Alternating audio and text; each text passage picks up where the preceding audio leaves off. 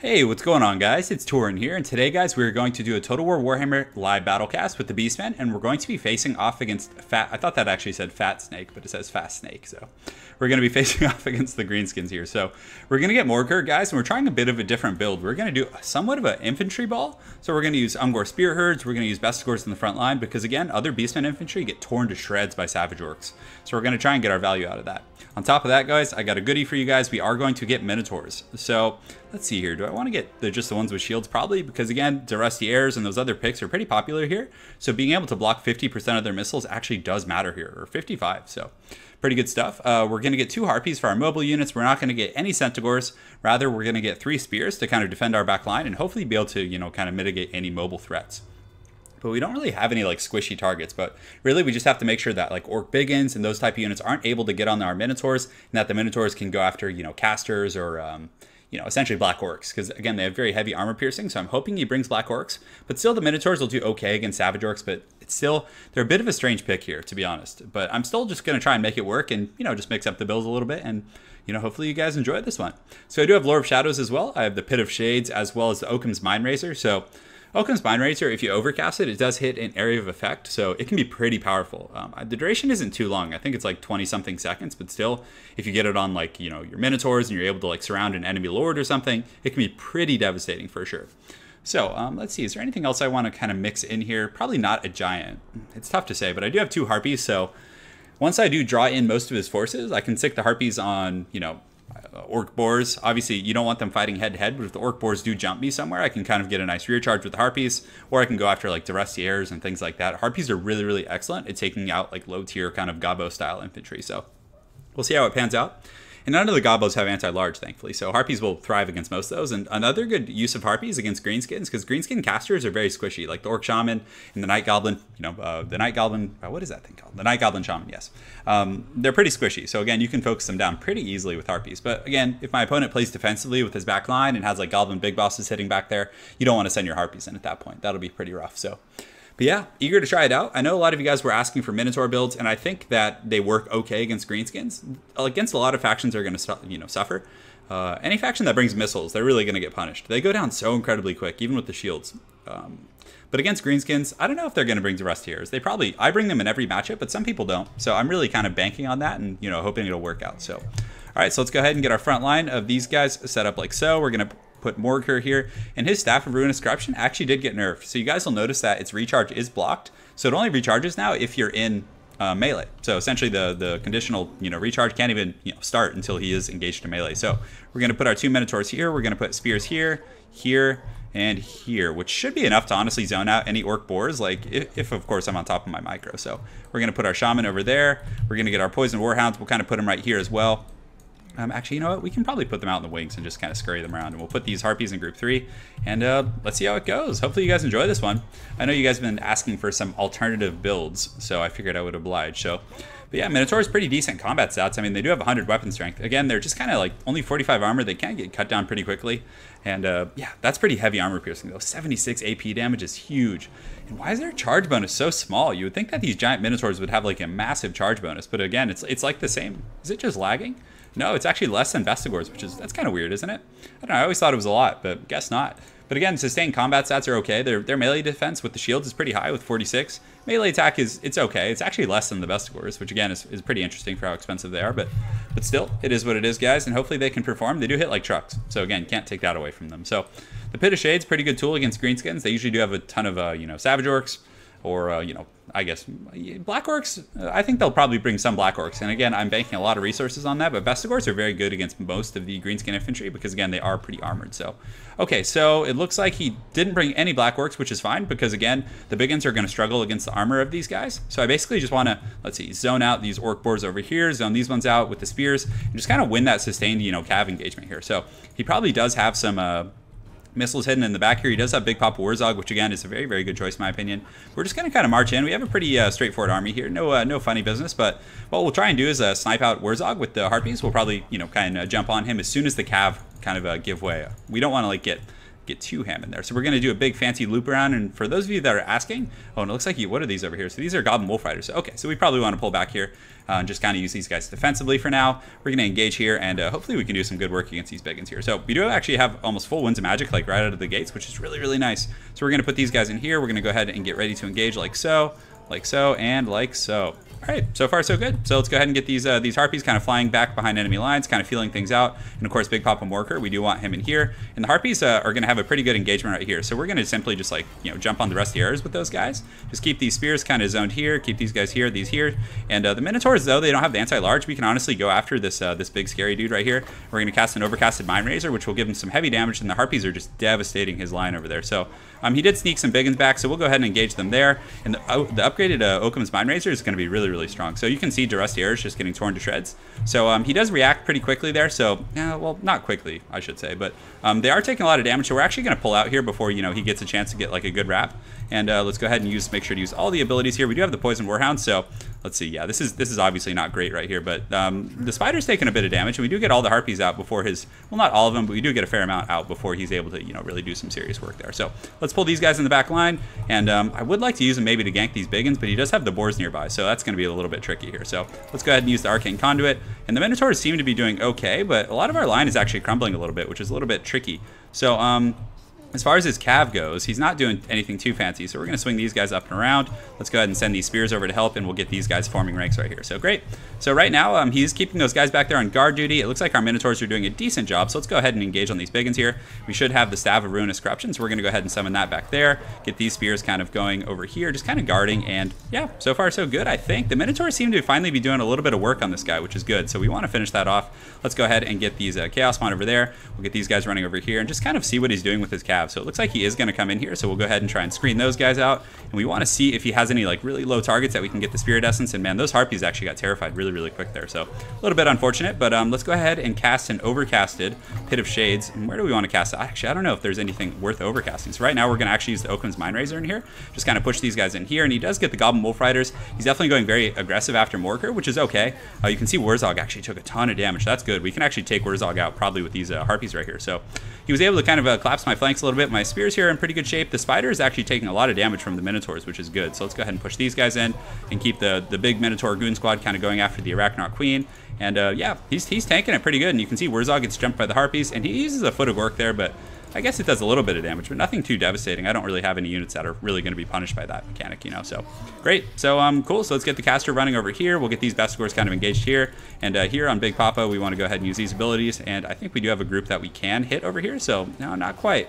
They're still a little bit too healthy. So our Minotaurs are finishing off that Arachnoid Queen, which is going to be pretty essential here. We're still taking quite a bit of damage, which is a little bit unfortunate, but let's go ahead and get these guys engaged here. These Chaos Spawn, they overchased a little bit, but worst case scenario, they did get the Rusty Arrows, which is really, really good. So cool. So Morker, we really, really need to get this Chaos Spawn summon. I don't know if there's like any great spots for it, but the Minotaurs are able to chase off the Queen. So let's go ahead and pull them back here, take advantage of their mobility. We do have the Harpies here. Let's go ahead and just kind of park them back here for a minute, just to kind of get our bearings, and let's go ahead and get these guys in here fighting as well. So Morker with his regeneration, again, is a very like kind of risky target to try and like snipe out like that. But the Minotaurs, we can kind of park them over here. The Arachnoid Queen, though, did come back, which is a little bit tough, and we are going to lose our caster here, which is too bad. But the Chaos Spawn are back in action. Now Morker has another target here with these ones. These guys, come on, click it, and we get it, which is great. Perfect. So now that our Minotaurs are back online, we'll have them start fighting like right on top of Morker. So we want them to like be as saturated as possible, and that's why I ran them up and around and didn't like kind of just re-engage them by themselves. I wanted them to have some assistance. So the Harpies we can use to just kind of, it looks like the Nasty Skulkers and all those other guys, we can have them go kill those Goblin Wolf Riders really quick. So great. So we did get another group of Chaos Spawn here, which seem to be doing pretty well. So let's go ahead and engage those on the big ones. And though the big ones on paper are going to be pretty good, let's also check for routing units. We do have some guys coming back. These spears will be very helpful, and of course these Harpies. Let's go ahead and just kind of get everyone fighting in a blob right now, which will be good. So Morker is still in pretty decent shape. I don't think he's too close to his regeneration cap. He's not. And again, we do have all these Chaos Spawn, and these Minotaurs are going to be pretty scary here in the sustained combat. And though they didn't rack up like a ton of kills, they really did a good job beating down that Arachnoid Queen. So we're going to get these guys going here. And the Minotaurs, we might actually have them turn and fight. So let's actually kind of pull them out like this. Morker, and here we can use another Staff of Ruinous Corruption, just to kind of summon some Chaos Spawn here. So we're going to get the Minotaurs out and then kind of re-engage them on the Spider Queen, because we didn't want them to have to like trudge through all those troops. So let's go ahead and do that, and we'll use the Call of Violence at the same time. And I think we just got this. I don't think he has enough left. And Wurzog actually earlier did get killed off by those Harpies, I think, which was really, really solid. So we're going to keep pushing the Arachnaut Queen. The Minotaur is doing a pretty good job, and of course we do have the Spears and Best scores coming in. We should be able to break everything. You can see the balance of power is rapidly shifting in our favor. So the build actually worked, I think. I was a little clunky with some of my micro, but at the end of the day, the Minotaurs did a good job of, dealing with the Arachnaut Queen, whereas like a group of Centaurs might have struggled there. So I think the build actually kind of panned out in our favor in that respect. So let's see what else he has. So he does have some Spiderlings. Oh, he still actually has some stuff over there. So interesting. Okay. So we shouldn't have any problems catching it. So we're actually going to make sure to group all these guys so they don't like path awkwardly. We're just going to start running after them because they're shaken. And as soon as we get close, honestly, I think the rest of his army will go due to army losses. So we don't really have any like super fast troops. So we're just going to try and catch them the best we can. He actually has like a full health group. I wonder what these guys were doing. I wonder if they were like running off the map or something. But yeah, anyways, they were probably like chasing unit of mine or chasing the poison warhounds or something. It's very, very easy to do. So we do get a little bit of a charge here. So maybe we can clip a few of these guys and kind of poke away. And it looks like we're doing a little bit of HP damage, or at least triggering some sort of rear charge. And Minotaurs are very fast, actually. They have yeah, wow, they have 71 speed right now. That's really, really good. So they're actually faster than those Orc Boars. So we're just going to keep chasing. No problem here. As far as our caster goes, yeah, he's off in the Shadow Realm somewhere. If he does come back, though, we could cast like a Pit of Shades or something. So my opponent does turn and fight, but again, the Minotaurs are going to be really, really, really scary. So 48 and 40 kills respectively. That's pretty good considering, like, for most of the game, they were actually fighting, the Spider. So I do have one more Spirit Essence of Chaos here, so we should be able to get that, in a moment. And it looks like a lot of his guys are taking quite a bit of damage. My leadership is really, really good. I have some units that are, still confident despite having taken some serious beatings. And we do have another Spirit Essence. And I don't know if there's anything we want to save that for. Oh, can I actually use that on the Arachnaut Queen? Oh, no way. That's so cool. So let's make sure these guys are all coming in here. And we gotta go try this. Okay, can I actually cast this on the Arachnaut Queen? Oh, that's gonna be so cool. Okay, this is actually good. So I hope it doesn't shatter. Come on, let me try it. Go, Morker, go. Push it. He's getting there. Man, if that works on the Arachnaut Queen, this is gonna be incredibly epic. Okay, so I'm casting it and down. Okay, so it doesn't kill it. Oh, yeah, there you go. Man, that's really cool. That's awesome. All right, cool. So that makes that much stronger of a tool, right? Like 20% HP on a unit like that is a ton. So, man, what a game. Hopefully you guys enjoyed that build.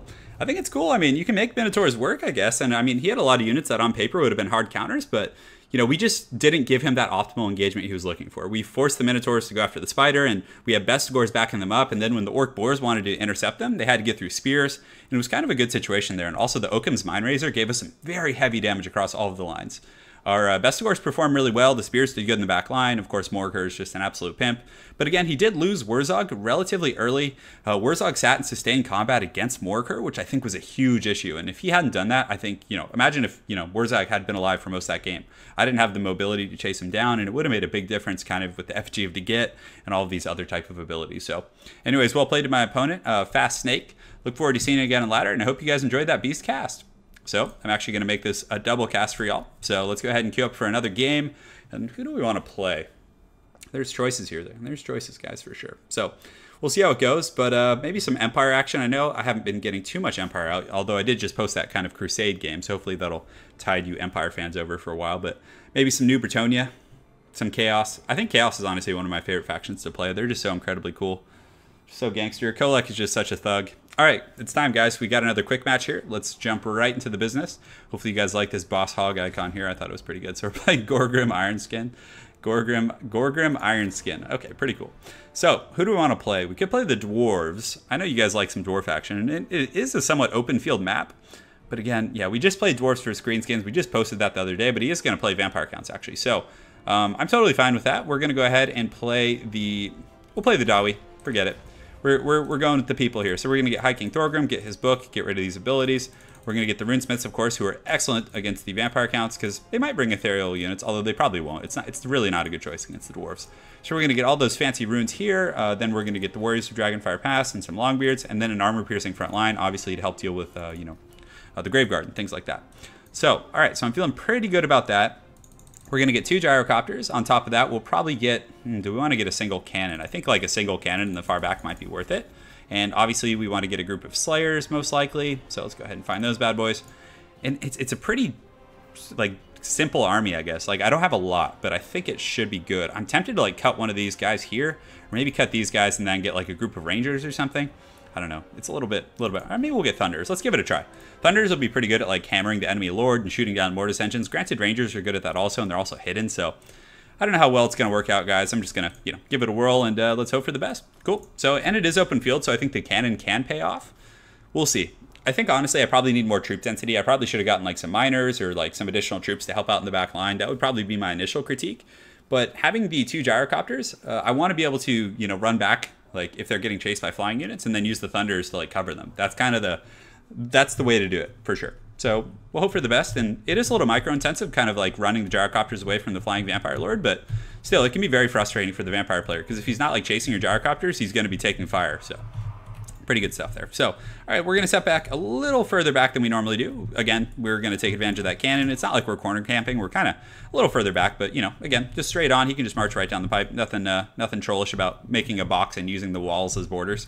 So we're going to go here like this. We're going to put High King Thorgrim and the lads over here. So the runesmith with all of the fancy runes, we want to put him up front. And the other one we want to put like on back and guard duty. So maybe we do we want to put the cannon a little further back? Yeah, that's probably a good idea. So, because what we want is we want him to like have to commit his lord to flying over here if he wants to like summon zombies on top of my cannon. So, and then we're going to put these guys, we'll probably put them in the wings right here, and we'll put these dudes right here. So very, very good stuff. I think we're ready to go. We'll put these Thunders kind of in the pocket right here, just get them ready to party. And yeah, maybe a little, they're probably going to get hit by that cannon. That's kind of the one thing that's bothering me here, but should be okay. So we're going to put the gyrocopters here. This guy can kind of sit back here and just be on guard duty. Slayers on group 3 and the cannon in group 4. And let's go ahead and kind of move these guys up. And it's actually like not a bad idea with the dwarfs to try and fight far away from your cannon. You know what I'm saying? So that they either have to choose one or the other. They can't just like, just be in the main fight and be like, oh, I just want to summon some zombies on top of his cannon. Here it is right here. So if I engage like up here, he'll have to make more of a choice. So let's go ahead and get this party rolling, guys. And he actually did bring some ethereal units. So a bit of an interesting build for my opponent. Oh, this army's not going to do well for him, I don't think. So we're going to just start shooting at this Claw of Nagash here. And although now I'm kind of regretting not bringing that extra runesmith, right? So let's go ahead and run him up here. We can put him in group 1. The cannon, the mortis engine's going to die before it gets to the battlefield. So who's this lord, by the way? Who does he have? It looks like he has a banshee and oh, he has Helman Gorst. Oh man, I already like this guy. He's a trooper, man. So we're just gonna take out this claw and hopefully be able to just punish it before the fighting starts. He's gonna come in with those hex rays pretty hot here. So this one runesmith is gonna sit back here. These slayers are obviously they'll probably fare pretty well, and you can see the cannons or the gyrocopters and cannons or something was doing pretty good damage there. So we're gonna continue to just work down this mortis engine and look at that cannon generating good value against these guys. But honestly, like a single rune of Wrath and Ruin is so devastating. And I do have High King Thorgrim, who just happens to do magic damage, so that's going to be pretty good for us also. So we're just going to gun this down, and as soon as we finish this, we're going to go for Gorst. But man, you got to give this guy mad props for bringing Helman Gorst. I mean, he's clearly just having fun. So just look at that Claw of Nagash just get put in a can. Oh, that's brutal. So we're going to start shooting at Gorst here. And let's actually drop a bomb on Gorst's head. I feel like that would be really funny, right? So yeah, now these Thunders are shooting. They're going to obviously not do great against these guys. But what we want to do is park them over here and have these dwarves kind of ready to go. And we want to have this runesmith back here. So let's go ahead and use the Rune of Wrath and Ruin as soon as possible. And, just kind of start finishing this mortis engine off. It looks like the cannons should be able to finish it here in just a moment. So very good. So we get our charges here. We got High King Thorgrim. Of course, he's going to do very, very well for us. Over here, he does have his spooky cav kind of coming in. So we're going to engage here, get this runesmith going over here as well. And yeah, we can get these Thunders just kind of, I don't know. We'll probably just like run them away over here a little bit. And now it's time to just punish Gorst with these guys. So let's go ahead and have the cannon. We probably could. Look how freaking slow he is. He is just like waddling over here, straight up waddling, which is great. Oh man, Gorst is just so haggard. So we're going to keep shooting at him.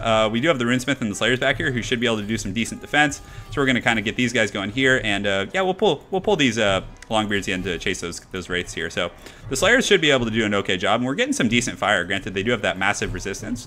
And let's go ahead and check for runes. It's very important in this matchup, obviously. So he's going to charge in here, which is fine. I honestly don't mind too much. So let's go ahead and pull the slayers here and chase in. The Thunders are someone's going to have to take the business here, and it's going to be the Thunders. So let's go ahead and pull these Dwarf Warriors here. And High King Thorgrim, I mean, just look at how hard they collapsed that. So, yeah, we should have just, sorry, I'm just so spaced out this match. But yeah, High King Thorgrim was able to kind of just essentially just annihilate that front line with his magic damage. And Gorst is still just riding over here on his freaking cart. Oh man, I'm just so out of it right now. This is great though. So let's go ahead and use the Rune of Wrath and Ruin here, and let's go ahead and use the Rune of Wrath and Ruin. It doesn't really matter at this point. Let's just use it on those guys.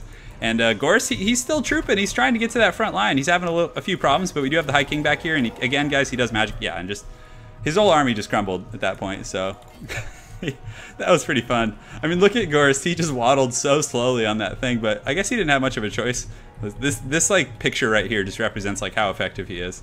So yeah, he didn't even get a chance. It looks like he summoned some Graveguard there at the end, but man, hopefully you guys enjoyed that. That was more of a fun game. So well played to Gorgrim Ironskin. That was fun, man. Got to give you props. So all right, so let's go ahead. We'll make it a triple cast because that was such a quick game. So might as well spoil you guys a little bit. Got to treat you all nicely. So yeah, thanks again for all of you guys who've been joining my stream every Sunday. Last week was pretty big. I think we had like 300 or 400 people in there. So I think that was a record. So very, very cool stuff, guys. So the Boss Hogs coming in, guys. That first game was pretty cool though. Seeing the Minotaurs, definitely a lot to be learned from that. So I think they can find a place in the meta. I mean, the shielded ones do have the silver shield, so I mean it does help a little bit against missile fire. My one concern is they're kind of like the Royal Hippogriff Knights that New Bretonnia has. Like they hit very hard, but they're very squishy. So again, I guess you just have to be very micro intensive with them. So all right, guys, we got another quick match here. The Boss Hog is ready to go, and let's see what we get matched up against. I know it sometimes does bug out on here, but it looks like we're fighting Gary. So Gary is ready for the business, I'm sure. And let's see, who does he want? Is he actually going to play Borderloo? Looks like he switches to New Bretonnia. So what do we want to play here? We could play the Beastmen. We could play Empire. I don't know. Empire doesn't seem that fun. I would be interested to see how they can beat the Vampire Counts, because Vampire Counts, I would say, are still one of the stronger factions. So how do we want to get the Black Coach? Oh no, we could actually try the Beastmen build again. Yeah, let's try that. Let's try it and see if it'll work. So we're going to get the Staff of Ruinous Corruption. We're going to try 4 Best Accords. Obviously, they deal with Foot Squires and they can beat Battle Pilgrims. So very, very solid choice in my opinion. But we're actually going to mix it up a little bit and get Minotaurs with shields. Now, this is really, really risky here because, again, New Bretonnia is going to have a ton of missiles. Most likely, well, not a ton, but they'll have some. And they can definitely pepper us a little bit. So that's kind of scary. But I think these guys might be really good against, like, the Bretonnian Foot Squire spam. So let's also get a Giant. Let's just have fun, guys. Let's go big. So we're going to try that out. We're going to get some Spears. And then the rest of our army, let's go ahead and just get some Hounds. Let's get some, like, Hounds just, like, troll the back line a little bit. And can we cut anything else with Morker? I'd love to just have a little bit more money. So we're going to cut these Hounds here. But, man, I would love to have more than 2 Spears. Having the 3 Spears is really nice. And 3 Hounds is excessive. So let's see here. And Harpy's obviously a pretty bad choice against New Bretonnia. So, oh, I don't even have a caster right now. Ugh, God, this just feels grimy.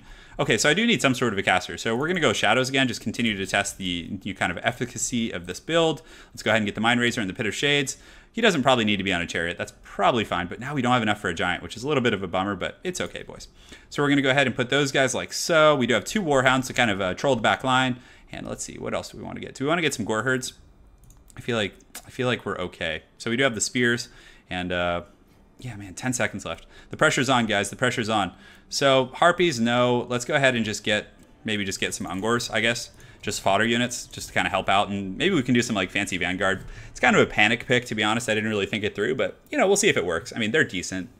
And they can help support my front line and add a little bit more density to that best score line. When best scores are a pretty thin front line, so having some additional troops wouldn't hurt. But man, I really wanted to get Minotaurs and a Giant. But again, like some peasant bowman firing line would be pretty scary against that. So I'm hoping that he can't get his cav like effectively engaged. And that's kind of what the focal point of the build is that you use the Spears to just like make your infantry line kind of impervious, or at least very difficult to engage on for cav. So we'll see how it goes. Somewhat open field map, which is nice. I always prefer these to those like weird snowy maps with all the terrain and stuff. But he does have some areas where he can do some hiding and some Vanguard.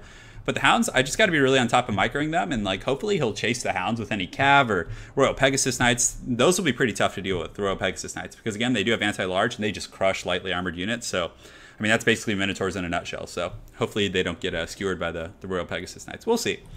We'll see how it goes, boys. But yeah, game 3 in the series. Oh, I got to say hello to you. Good luck, good luck. Cool, we're ready to go. And yeah, so my opponent just loading in. And again, thank you guys all for your perpetual support. Hopefully you're enjoying this cast. I know that last game was a little bit trollish, but you know, it's something fun to watch occasionally. But man, I haven't seen Helman Gorst in forever. Like, man, he just fell off the radar. I guess, like, I mean, the Red Duke is just so much better.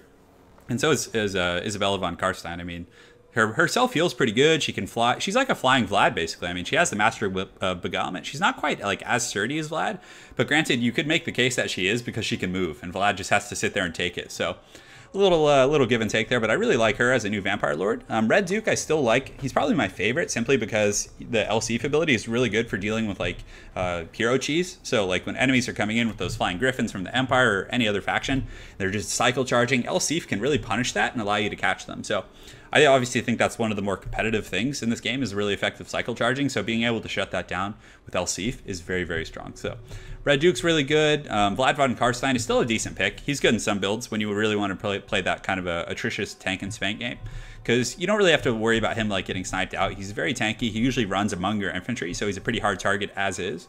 But yeah, Vampire is pretty darn good. I really want to see Chaos get some new stuff though. I'm really eager for that to see. So hopefully my opponent here doesn't drop.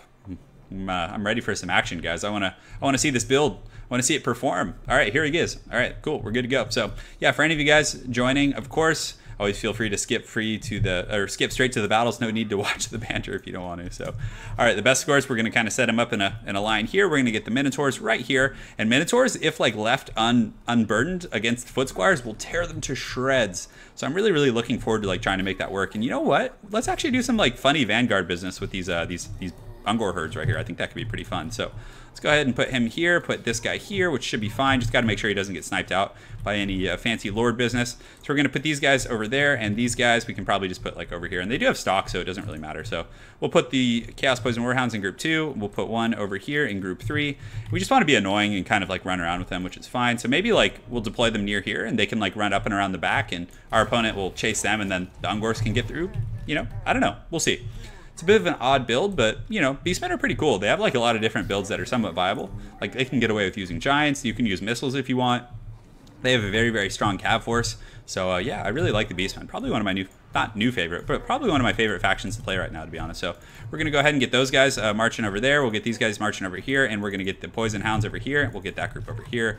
And so he has 790 troops. Does look like he has some questing knights, which would be really good against my best scores. So I'm a little stressed out about that.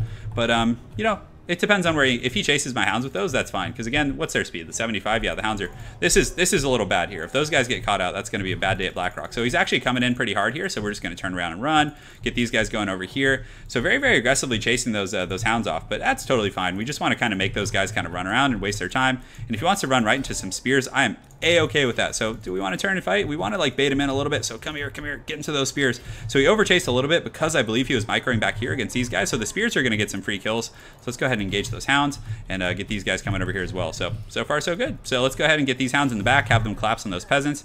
And I think we're ready to go. So he does have a bunch of foot squires, it looks like. Or, oh no, he actually has halberds and men-at-arms in the front line. So that's going to be a little bit tricky for our Minotaurs. And again, the fire arrows are going to be pretty devastating against these big guys here. So yeah, we're able to get some great work against those guys. So let's kind of run around over yonder. And we do kind of run in here, which was a little bit sloppy on my part, but it's okay. We were able to actually like see what he has going on. So let's get these guys going over here. And yeah, great. So my front line is going to engage here. So good. So we're going to get Morker going in here. And the Minotaurs, we probably want to get going. And we want to find some foot squires. So what we want to do is kind of overload this foot squire flank right here. We'll pull these spears up here to help kind of zone there. And it looks like we're able to kind of capture some of those questing knights out. So let's go ahead and yeah, pull these hounds up and around.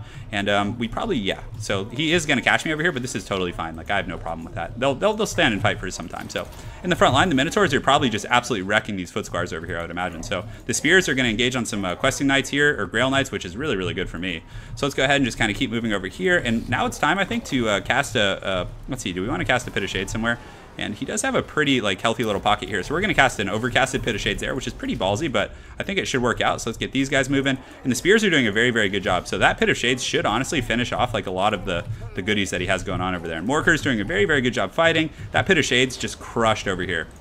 And the Minotaurs just absolutely tossed us out of the foot square. So we're going to kind of pull them back to reset. We're going to get these guys going after the Fey Enchantress here and just get these hounds kind of running. Because, again, he doesn't like have great choices for his cav. Like, he's going to charge in here, but the Minotaurs are kind of, you know, obviously, yeah, we don't want Minotaurs fighting in this situation. This is actually, like, worst case. So let's go ahead and cast. We want to save up Winds of Magic. But, yeah, this is actually good for us because the spears are going to collapse and he's going to lose so many high-value units. I may lose some Minotaurs, but I honestly think I'm going to get most of the value out of that. So we're going to summon these guys here. And now some of our Ungors actually got in the back and are doing really good. So let's go ahead and have them cut these guys off.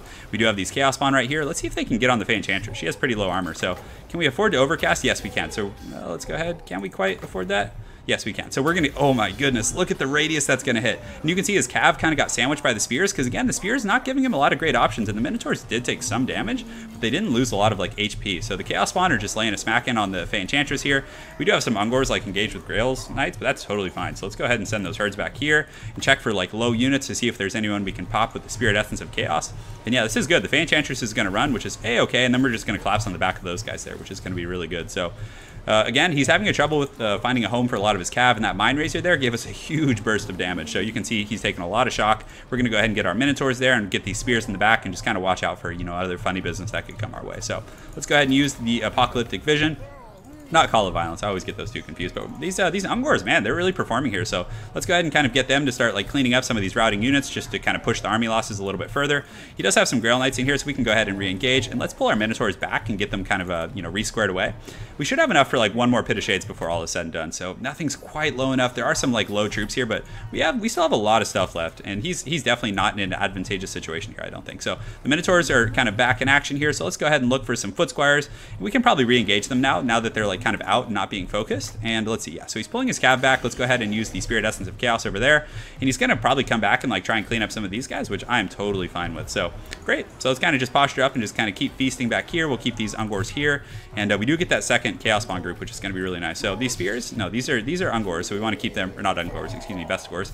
We'll get these spears kind of out here to help zone, and we're just gonna kind of follow him and see where he goes. And this is really good because again, just use these spears to perpetually zone out far more expensive units. So we do have some units on the wings, and you see he just runs in mostly to spears, which is totally fine. That's like what they're designed for. So he's going to get wrapped up by spears, and the Minotaurs, again, are continuing to fight pretty well in here. I'm really eager to see how many kills they have. So we're going to keep pushing them on the Foot Squires. We just keep our Hounds feasting in the back, and let's see. Yeah, he does have 16 Foot Squires here. Oh, it looks like they like pathed in multiple directions, but yeah, the Fey Enchantress, we can actually get her with the Hounds. That's going to be pretty nice. So we're actually going to use the Mind Razor, or actually, let's save up with it for a Pit of Shades, just in case it becomes like a blob in the end game, because he still does have some stuff left, but the Hounds are going to do a really good job feasting on the Fey Enchantress. So we do have Morkur here, and he's forced to retreat against the spears. I mean, they didn't take a lot of damage, but, you know, they had to run.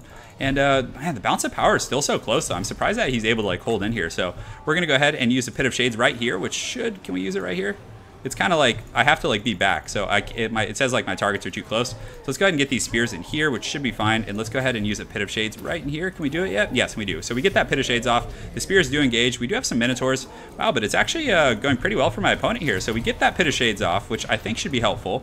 We do have a lot of troops coming back from route, but hopefully we can get them in and you know, start to make a little bit of a comeback here. I'm really surprised. I thought my line was doing much better than that, but I guess not. But he still has a bunch of Grail Knights, but Morkur is still in decent shape, but he's pretty much surrounded at this point. So let's see what we can get coming back. So we got some spears coming back, so let's go ahead and reform the lines here. Morkur can keep fighting for the most part, and we'll just get him here, have these guys kind of engage on these, get my caster going here, and pull him back here. And the best scores, was there some sort of like a terror route type situation? But anyways, the Hounds are coming back. We'll go ahead and get them kind of going over here, and what a close fight. I really thought that was going to be like more one-sided there.